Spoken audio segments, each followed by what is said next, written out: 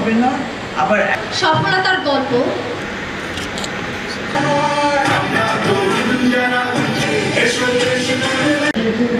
এবং আমরা চেষ্টা করেছি সবসময় সরকারের যে স্বাস্থ্য কর্মসূচি সেটাকে কি করে আরো নারী বান্ধব করা যায়, কি করে সেই কর্মসূচির মাধ্যমে সমতার বিষয়টাকে এগিয়ে নেওয়া যায় সেই চেষ্টাটা আমরা করেছি। এবং সাথে সাথে যেটা হয়েছে অবশ্যম্ভাবীভাবে যেটা যুক্ত হয়েছে সেটা হলো নারীর উপর যে নির্যাতন। কারণ নারীর উপর নির্যাতনের একটা তাৎক্ষণিক একটা সেবা যেটা প্রয়োজন হয় সেটা হলো স্বাস্থ্যসেবা।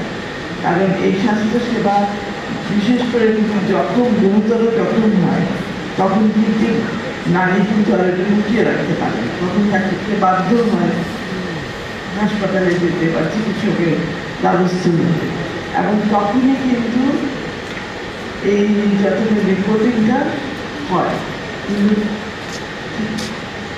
প্রতিদিনকার যে চর থাপ্পড় বা গালিগালা সেগুলো কিন্তু রিপোর্টিং হয়। কেননা মানুষ নারীরাও চায় না যে তাদের পরিবার একটা বদনাম হোক, বা নারীরাও চায় না যে স্বামীর বিরুদ্ধে গিয়ে থানায় একটা অভিযোগ দায়ের করা। নারীরা চায় শুধু ওই নির্যাতন থেকে একটু মুক্তি পাওয়া, কাউকে শাস্তি দেওয়া সেটা চায় না, চায় ওই নির্যাতন থেকে মুক্তি পাওয়া। কিন্তু যখন গুরুতর জখম হয় তখন হাসপাতালে যেতে পারত না। এবং সেইটাই কিন্তু আমাদের পরিসংখ্যানে আসে, এই বাকিটা আসে না, কিন্তু বাকিটাই হচ্ছে আসলে বেশি নয়। তো সেইটাকে হিসাব করতে গিয়ে আমরা 93 সালে একটা জরিপ করেছিলাম।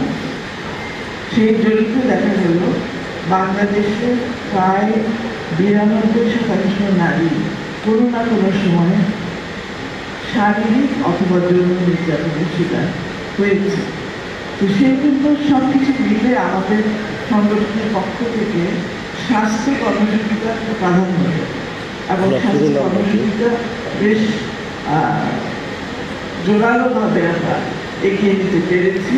এবং সেখানেই একটা ফলাফল হলো এই অধিকার এখানে এখন প্রকল্প, যেটা আমরা গত বছর ধরে আমরা কাটতেছি।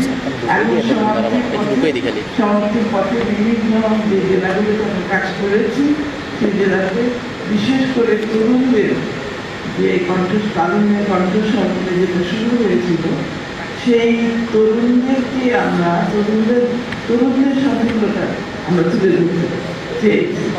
এবং এই আসলেই সেটা করেছি যে এই তরুণরাই আমাদের আগামী দিনের বিষয় এবং তারাই কিন্তু একদিন দেশ চালাবে। এবং আমরা আশা করি আমরা যেভাবে চালিয়েছি গত 50 বছর আমাদের প্রজন্ম এবং আমাদের আগের প্রজন্ম তার চেয়ে আরো অনেক ভালোভাবে চালাবে। ধন্যবাদ।